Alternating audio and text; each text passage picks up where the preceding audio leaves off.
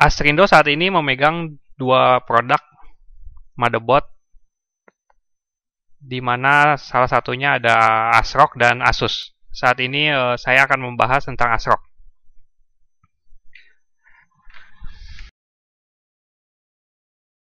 Slogan dari ASRock sendiri adalah Keep Leading. Maksudnya apa? Keep leading dalam inovasi, performance, quality, dan marketing.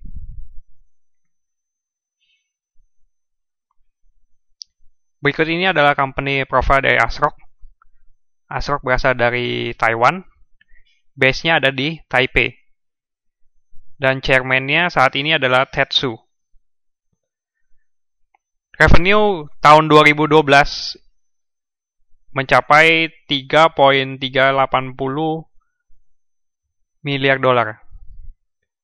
Dan total employee-nya saat ini ada 324.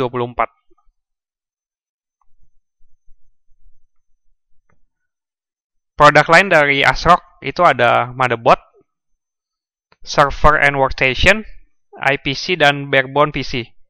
Saat ini kita hanya handle lini produk yang motherboard.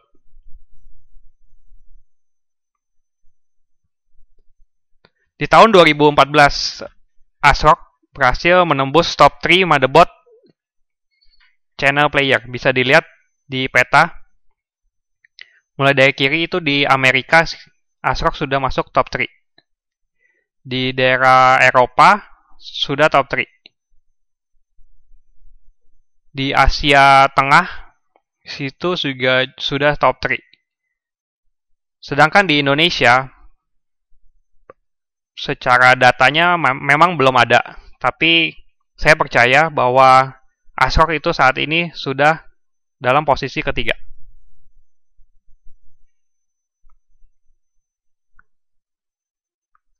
Berikut ini data dari 2013, di mana kita bisa melihat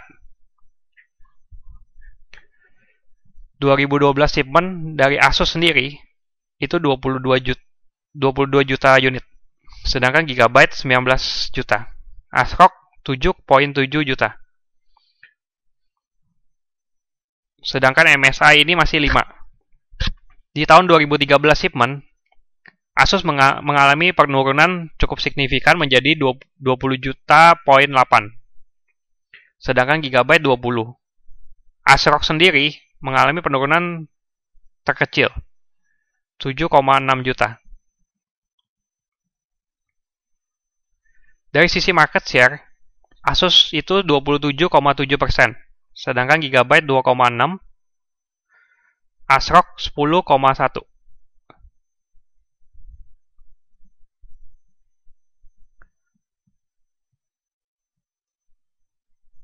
Nah, ada 3 lini produk dari ASRock. Fatality Series, khusus untuk gaming. OC Formula Series, untuk overclocking. Dan Extreme Pro Series, itu untuk yang standar.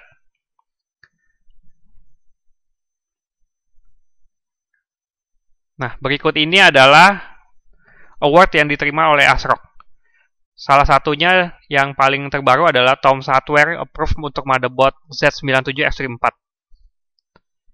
X99 Extreme 4, serta Product Design Award oleh IF. Jadi bisa disimpulkan bahwa ASRock adalah motherboard yang memang kualitasnya sangat baik.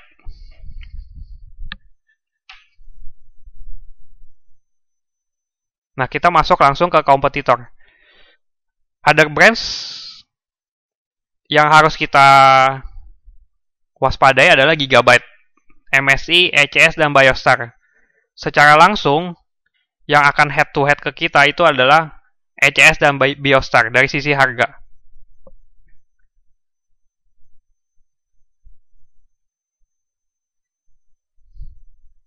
Dan saat ini, kompetitor ASRock adalah salah satu distributor ASRock yang lain adalah Teradata, di mana kita akan secara head-to-head langsung di produk H61 MVG3 dan H81 MVG4.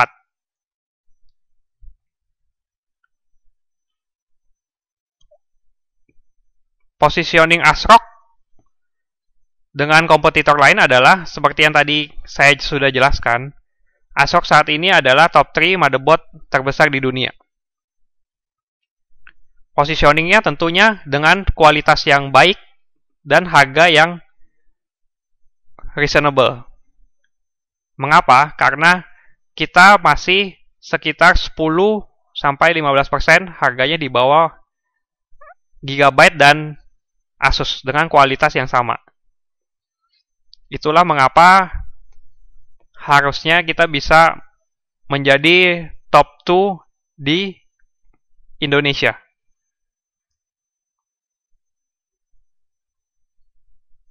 Saya akan menjelaskan tentang ASRock motherboard roadmap update. Ada 4 lini produk yang memang harus diperhatikan.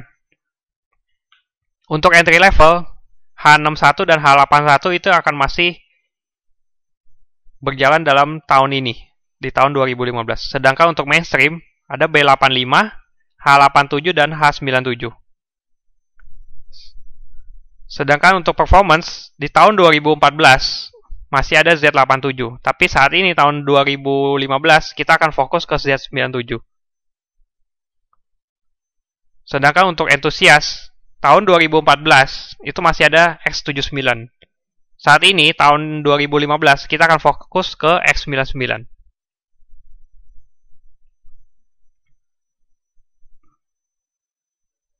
Dan ini dari sisi chipset. Hampir sama, kita ada H81, B85, H97, Z97, dan X99. Tentunya ada penambahan seri yang bernama Bay Trail.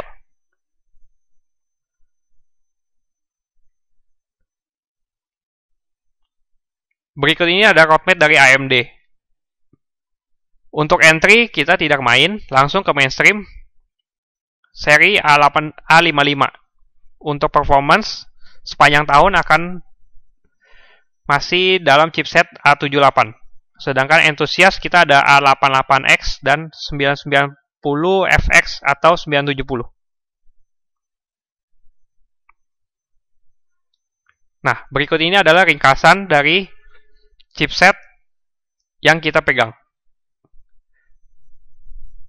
Di soket 115 chipset H61 kita ada H61 MVS3 dan H61 VG3. Serta masih ada B75M DGS R2. Untuk soket 1150 chipset H61 kita ada H81 MDGS. Input outputnya kita ada DVI. Sedangkan satu lagi adalah H81 MVG4.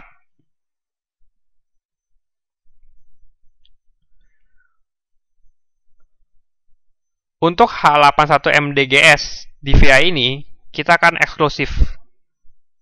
Tera tidak handle untuk yang H81 MDGS ini. Jadi diharapkan cabang-cabang dapat lebih fokus ke H81 MDGS ini. Di soket 1150, chipset Z87 dan B85, kita ada B85 Pro 3, B85 Killer, B85 HDS, Z87E ITX with Wi-Fi bundle,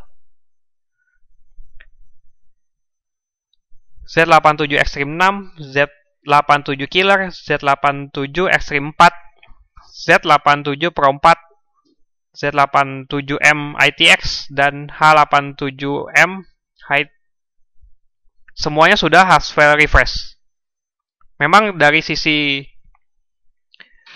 chipset yang sudah dijelaskan tadi, Z87 akan digantikan oleh Z97. Jadi, mohon pada cabang-cabang agar lebih fokus untuk memflash keluar itu seri Z87. Nah, di soket 1150 ada lagi yang terbaru saat ini, Fatality Z97X Killer dan Fatality Z97 Killer. serta untuk versi low end-nya kita ada Z97 Anniversary serta H97 Performance. Di soket 2011 versi 3, chipset X99, kita ada Fatality X99X Killer dan X99 Extreme 4. Dan satu lagi seri yang paling terbaru, ada seri Bay Trail. Bay Trail ini maksudnya apa? Seri Bay Trail ini motherboard yang sudah langsung ada Intel prosesornya.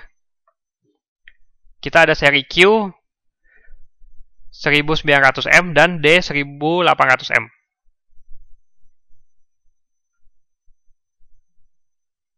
Based on AMD support, kita ada pertama ada AM2 dan AM3 Plus. Serinya adalah 990 FX Killer dan 970 Pro 3 R2 serta kita masih ada N68 VGS 3.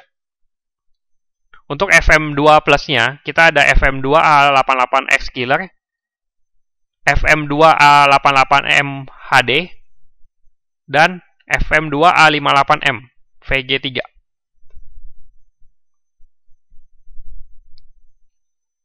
Nah, ini adalah salah satu kelebihan dari seri Fatality.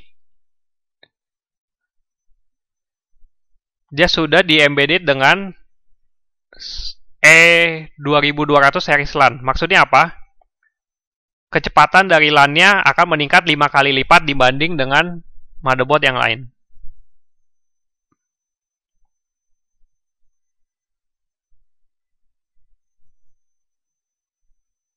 Bisa dilihat dari grafik ini, ada LAN di motherboard lain, kecepatannya sekitar 150.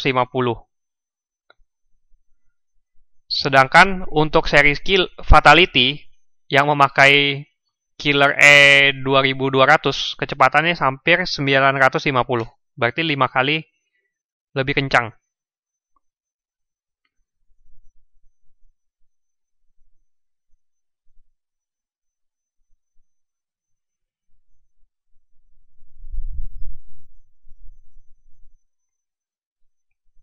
Bisa dilihat ini sudah dites di game League Legends, Diablo, dan Dota.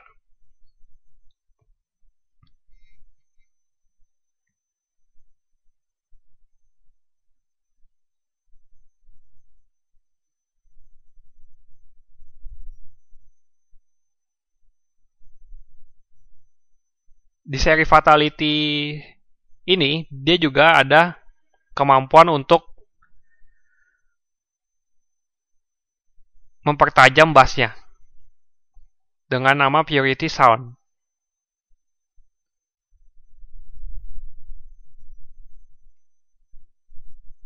Nah, ini adalah comparison dari seri-seri killer. Z87 Killer, B85 Killer, 9910 FX Killer, dan FM2 A88 Killer.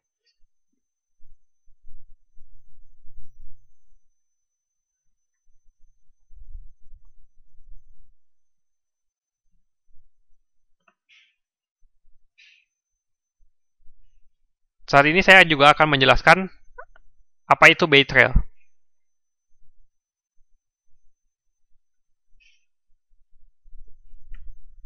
Bay Trail series ini, seperti yang tadi sudah dijelaskan, adalah motherboard yang sudah include dengan prosesornya, di mana form factor-nya saat ini adalah Micro ITX.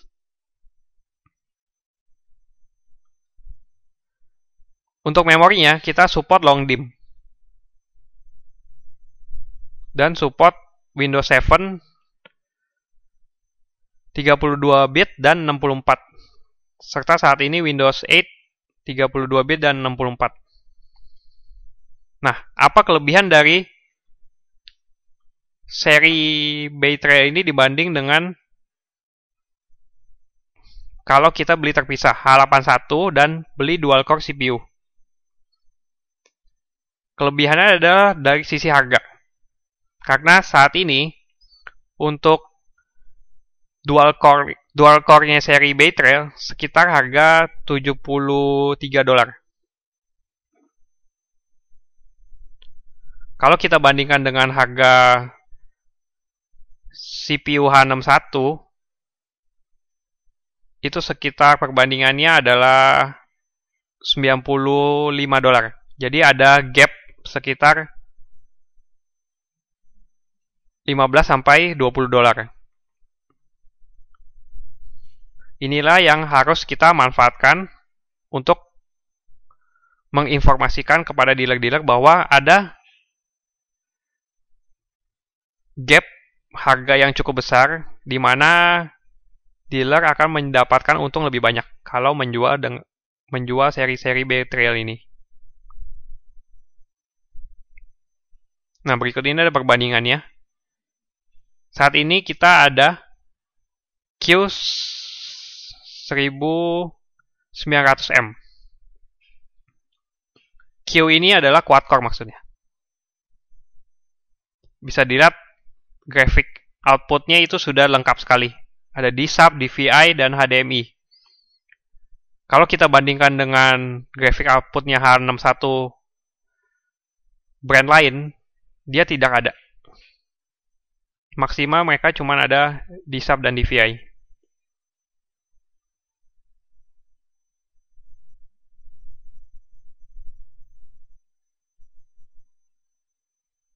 Kita masuk ke comparison AMD, FM2 Plus dan FM2.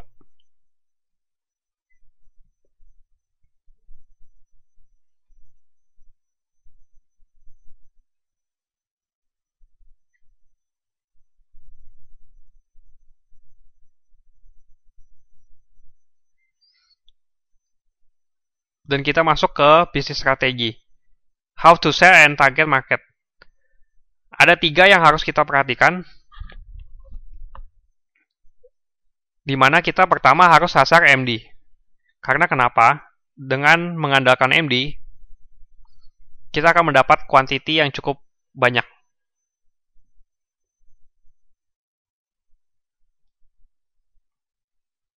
Dan tier 2, maksudnya apa tier 2 ini? Kita akan masuk ke toko-toko yang memang bisa membantu kita untuk menjual ASRock dengan kuantiti yang mungkin cuma 5, 10. Dan target market lainnya adalah online channel.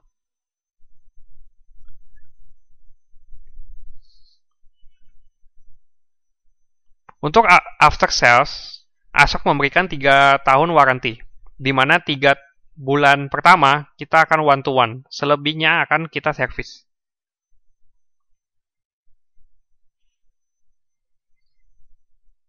Nah, berikut ini adalah struktur dari price list-nya ASRock. Kita ada bottom price, harga dealer, dan harga patokan user, serta harga SRP. Mengapa kita ada bikinkan harga user online? Karena kita mau harganya ASRock di pasaran itu tidak hancur. Karena seperti yang kita ketahui, kalau sudah ada 2 distributor di Indonesia, pasti harganya akan hancur.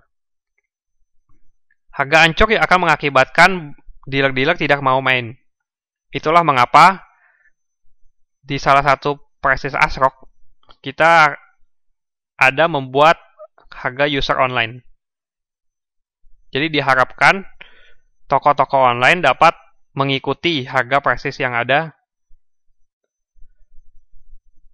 sesuai dengan price list Asrindo.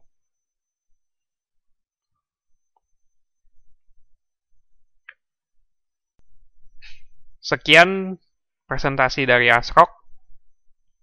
Kalau ada pertanyaan bisa menghubungi saya, Sumarlin.